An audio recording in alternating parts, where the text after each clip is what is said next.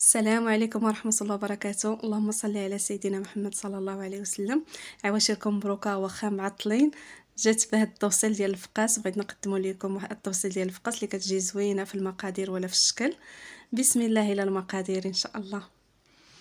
في المقادير غنقدم لكم المقادير وفي نفس الوقت يعني نصايب معكم. عندنا هنا 8 البيضات، يعني 8 البيضات كيكونوا ميان، يعني ماشي ديك الكبار وماشي الصغار. نخدم معكم وفي نفس الوقت كنقدم لكم المقادير ديالي ان شاء الله.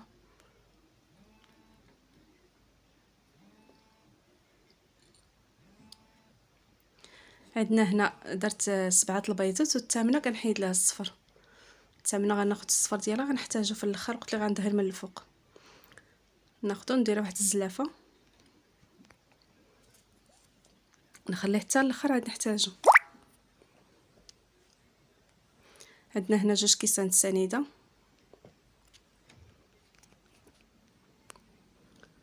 2 كيسان سنيده نخلطهم. عندنا هنا قبصه الملح، نخلط هاد البيض مع السنيده مزيان. نخدم معكم غير بيديا، نخلطها مزيان. عاد نزيد المكونات الاخرين، نخدم بيدينا احسن. تخلط مزيان.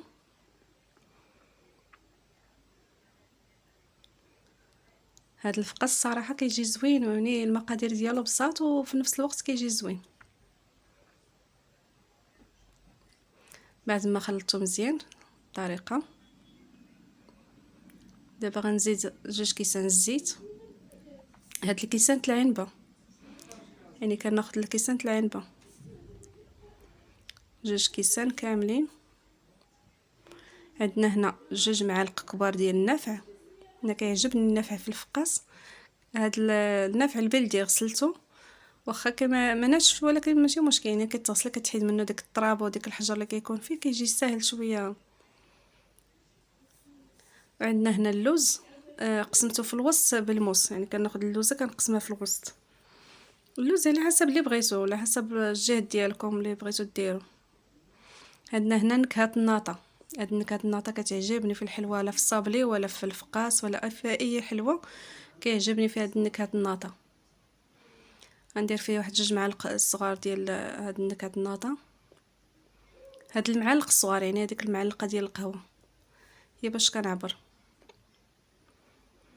على حسب القياس اللي بغيتو، يعني هذا غير النكهه. عندنا هنا زلافه الجنجلان، حتى هو غسلته مزيان، خديته غسلته ودرته، يعني بلا ما تسناي زعما تنشفو ولا تحمرو. انا كنديرو هكاك، يعني مازال غيتحمر الفقاس ما غاديش يبان.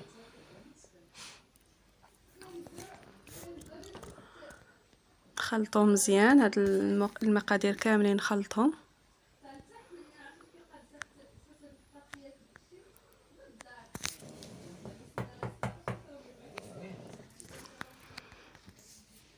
خلطهم مزيان.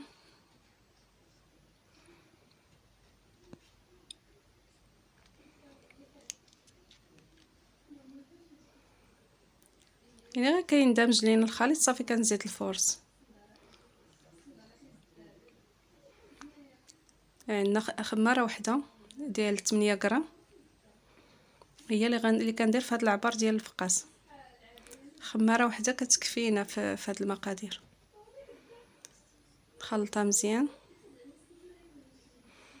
والفرص على حسب المقادير، يعني على حسب الخليط. ما عبرتش الفرص، تقريبا شي كيلو وربع تقريبا، شي كيلو ونص. ما عبرتوش الصراحه، ما عرفتش شحال دخل ليا ديال الفرص، ما عبرتش. بقيت حتى الاخر عاد تفكرت يعني ما عبرتش، بقيت غير يعني كنهز وصافي، ما درتش بالعبر. وماشي ضروري يعني ندلكو الفقاس، يعني غير كنجمعو وصافي.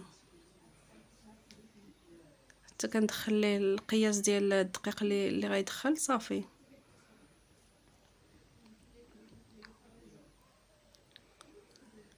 نزيد مازال دقيق،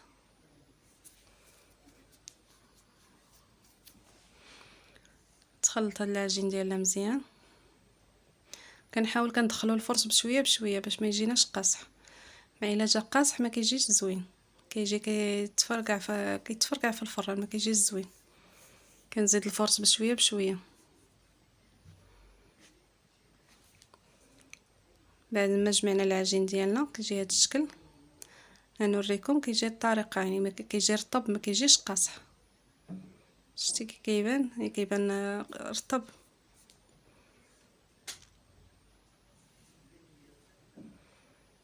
صافي غنقسمو دابا، نديرو القياس اللي بغيتو على حسب اللاطه ديال الفران ديالكم. هذا هو القياس اللي غنقسمو به. الا كانت اللاطه صغيره يعني ديروا فيه شحال من التقطيعه، الا كان يعني يعني اللاطه ديال الفران كبيره يعني غتقسموا هاد الشكل اللي غنقسمو. انا درت 5 الكرات، جاتني مزيانه في الفران. كنت درت 6 وملي جيت نعبر لقيت يعني زدت جمعتهم.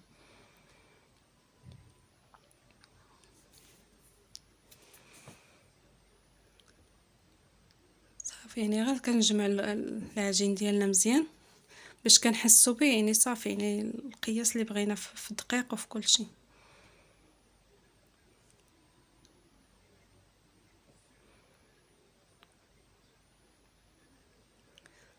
صافي نجمعو مزيان باش نحطو في اللاطه.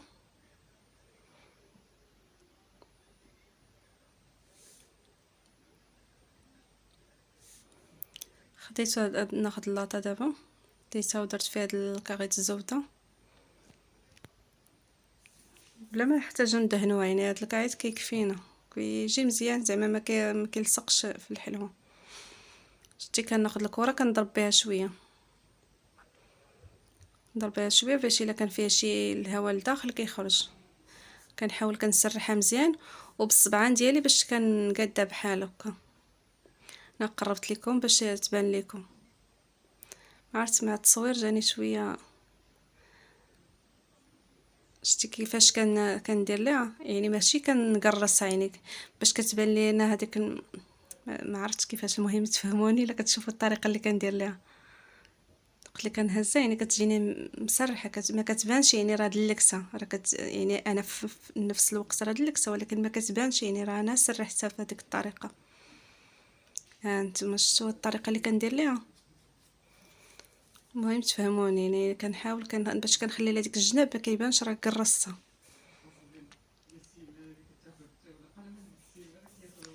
صافي كنحطها في اللاطه، دير ديك الطريقه كامله اللي غندير ليها حتى نكملهم كاملين. نضرب بها شويه كتخرج منها ديك الهواء اللي فيها.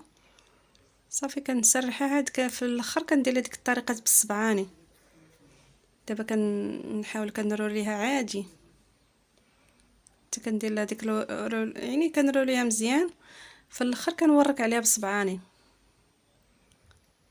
ما كنحطهاش هكا ديريكت في اللاطه، يعني كندير هاد الطريقه. شتيو كيفاش كندير ليها؟ كنحاول ديك الطريقه باش كتبان مسرحه شويه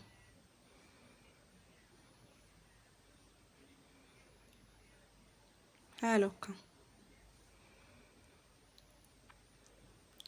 صافي بعد ما كملتهم درت خرجوا ليها 5، وحده راه بانت فيها الجنبره صغيره شويه. صافي خديت هاد بيضه وخديت هاد المعلقه صغيره ديال الكاكاو، ودرت واحد المعلقه ديال الخل. انا ما عبرتش الخل يعني درت المعلقه. خلطهم مزيان حتى كيندمجوا مزيان باش ندهن لها من الفوق. خلطها مزيان. ناخذ واحد الشيته هي باش غندهن بهاد الدهن. خصكم تدهنوها مزيان باش ما يتفرقعش لكم الفقاس ديالكم.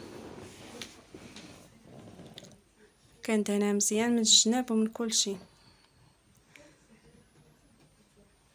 على الطريقه.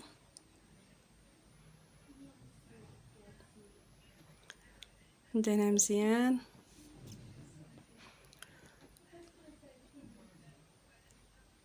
لما بغيتوش ديروا هذا الكاكاو بلا ما ديروا، يعني ديروا صفر بيضه وشويه الحليب ولا شويه الخل كيجي مزيان بلا ما كتحتاجوا. ولا ديروا القهوه سريع الذوبان حتى هي مزيانه.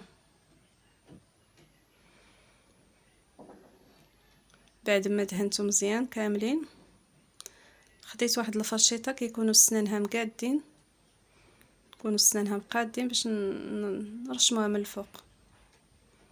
هي الطريقه باش ما يتفرقعش لك الفقاس.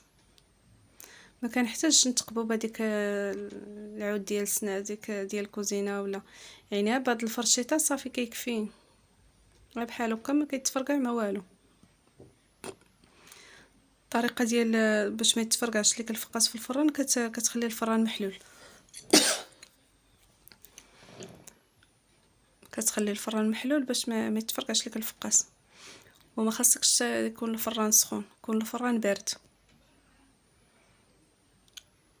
صافي الطريقه كامله نديرو ليها وندخلوها الفران، يكون الفران بارد ونبقى الفران محلول. انا نوريكم الطريقه اللي كندير الفران ديالي، وكان العافيه تكون مهيله. كندوز على هاد الفرشيطه كامل في الجناب ومن الفوق وفي كل شيء.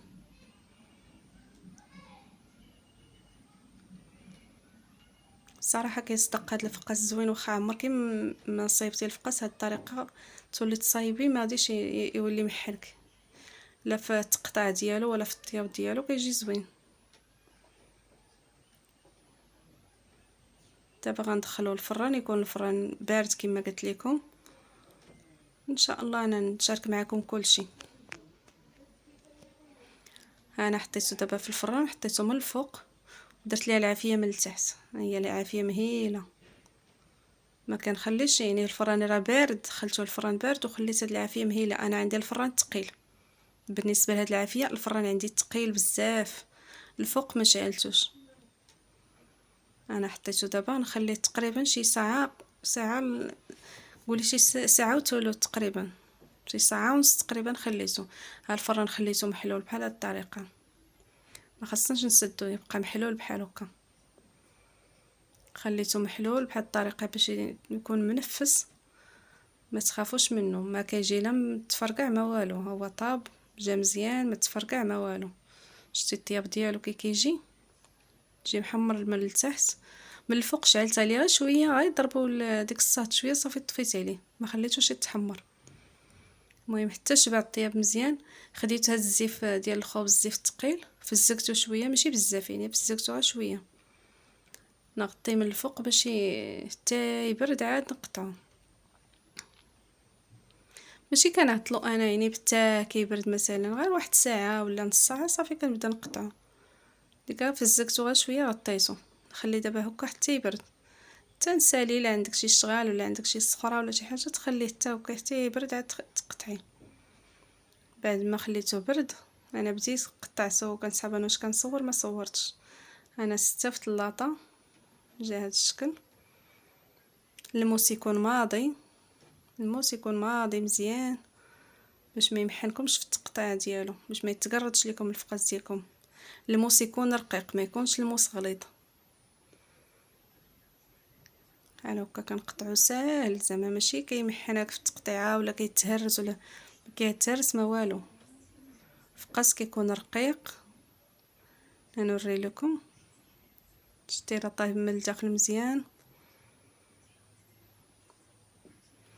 ها كيبان لكم يعني ما كيتقرد ما والو، ملي ما كيتهرس لينا الفقاس ما والو، كنقطعو عادي. هذا هو العرض اللي خليته انا، ولكن ملي تحمر يعني زاد رقاق على هذا الشكل، على هذا الشكل ما كيبانش غليظ.